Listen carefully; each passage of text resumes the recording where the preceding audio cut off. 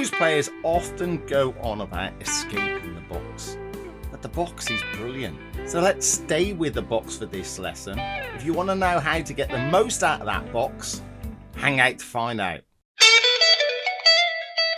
Now, when we're talking about the box, people are usually referring to position 1 of the minor pentatonic scale. You've seen it a million times. It's that. Okay, now Stevie Ray Vaughan played this to absolute death, right? Position 1. He got so much out of it.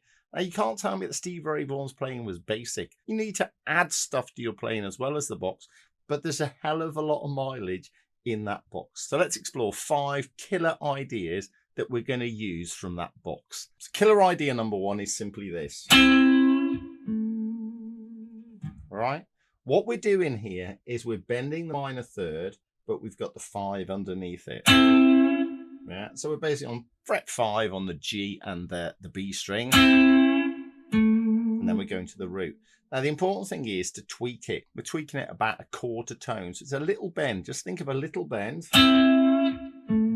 Right, when you do the bend, it's important to get that part of your hand against the fretboard, right? Your thumb over the top, and you're twisting here, right? Right, to make it sound cool, hit that hard, hit that softer, and give that lots of vibrato. Right, you can just stick that in all over the place. Again, Stevie Ray Vaughan did this a ton. It's a really cool thing to do. Killer idea number 2 is this. Everyone's done that, right? But we're going to expand out of that. I'm going to show you how you can use that. That's the Chuck Berry thing, right? Chuck Berry used it a ton. Jimmy Page used it a ton. Stevie Ray Vaughan used it a ton. Everyone used it a ton, right? So let's think about how we're going to do this. Jimmy Page tended to do this. So what he's done there, he's just gone... Right, he's just expanded on Chuck Berry and put this on the end. So you can think of it as Chuck plus Jimmy. Thumb over the top again. Right, now we can expand that a bit more by going... Now I've put something else into that. I've put a rake into it. Right, so I'm hitting all these strings. Okay, I'm muting them with this hand here. Yeah. And then I'm putting a ton of vibrato on the top of it. So can you see I'm compounding all these things? I'm doing one thing, then I'm putting something else on. Then I'm putting something else on with a little tweak on it and something else with a little tweak, right? So changing the way you play stuff, changing the way you play the notes is so crucial in the blues, right? And that's one of the really cool things about the blues.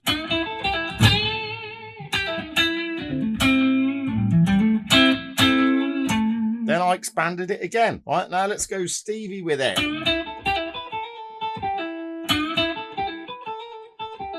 So Stevie is like Chuck plus Jimmy, then with Stevie on the end. Here's Chuck. Here's Jimmy. Here's Stevie. All right, let's do it again slowly. Chuck. Jimmy. Stevie. So Stevie's bit is very dissonant. What's that?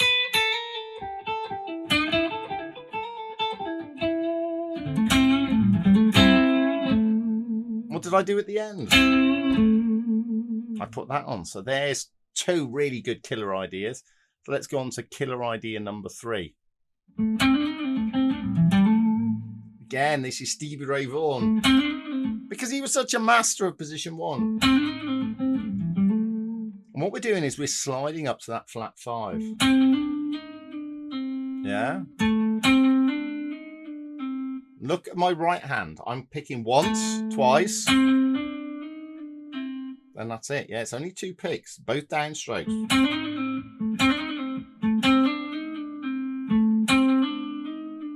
Think of it also as accelerating. Stevie Ray Vaughan was very good at that. He was very good at volume dynamics, speed dynamics. It's a big part of why he sounds really good. I've combined it with this. I sometimes think of this, by the way, as the snarly sound. It's got a really snarly sound.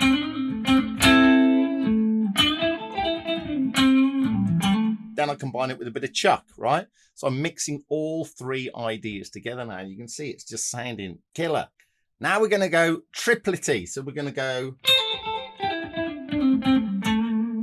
right? So I'm doing triplets here. 1, 2, 3, 1, 2, 3, 1, 2, 3, 1, 2, 3, 1.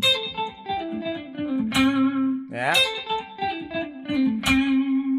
Bit snarly at the end. So we could put a big snarly at the end. Yeah, and that snarly thing gives it a lot of attitude. So there we've got something fast to put in as well. Again, I'll keep going back to Stevie Ray Vaughan, don't I? He was very good at that. He goes slow, fast, loud, quiet, you know, all this sort of stuff. All these little dynamics are really, really cool. So now we're going to finish with a fast lick, but adding a flat 5 into it, which is going to be this.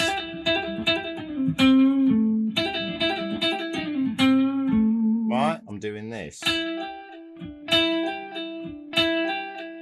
So that's the basis of it, right? I'm picking down on the B string and up on the G string. I use an awful lot of economy picking in my playing.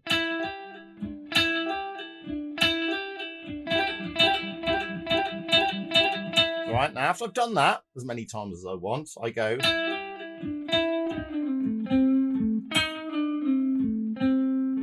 Yeah, so here's my flat 5.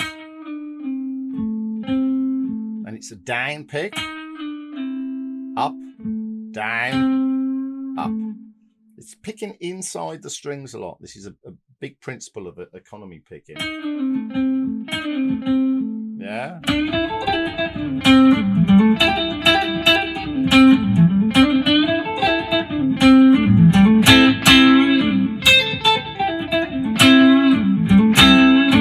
So there you go. I put a ton of those ideas in there, putting it all together. It's so much fun. Now this will work across an A minor blues backing track. It will also work across an A major blues backing track. You've got a ton of scope there, right? Don't always think that you need to get out of position 1. Think about how to exploit position 1 to its maximum. By all means, use the other positions, and by all means, use other ideas. But position 1 is great for a reason. There's loads of this stuff over on my Patreon channel. It'll cost you the same as a cup of coffee per month. It's nothing, and it's fabulous value for money. Just check it out by clicking the link below. Don't forget to like and subscribe. Catch you next time.